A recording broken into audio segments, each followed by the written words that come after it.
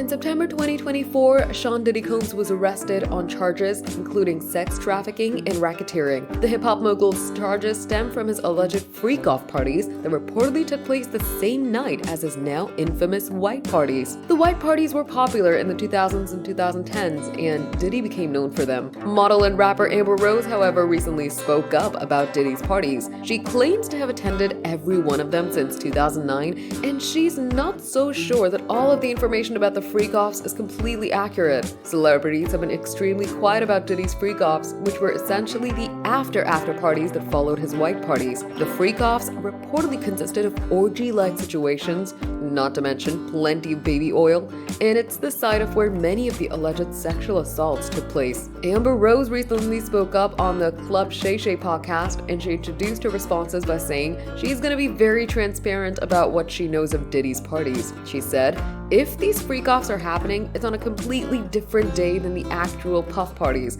because every time I was there, Puff was there the whole time." Rose also says that she was never invited to any freak-off parties, and in conversations with rapper Ray J, she said he'd also noted that he'd never been invited to any of the parties either. She said, "I done been to the party, the after party, and the after party, and I never see any of that stuff." But Rose makes a point to say that's not to say that it doesn't happen or invalidate people, but I do think it's a different day. The accusations and allegations against Diddy go back decades, long before his white parties ever existed. There were people accusing him of abuse and assault as far back as the 1990s, but the freak-offs have become the biggest part of the media discussion simply because of the details that have been leaked. Diddy's former party planner once claimed that he spent more than $500,000 on things like alcohol and mirrors for the freak-offs. A resurfaced Diddy interview with Conan O'Brien appeared to hint at the freak-offs, with Diddy saying he preferred to turn off the air conditioning and lock the doors so everyone could get comfortable in private.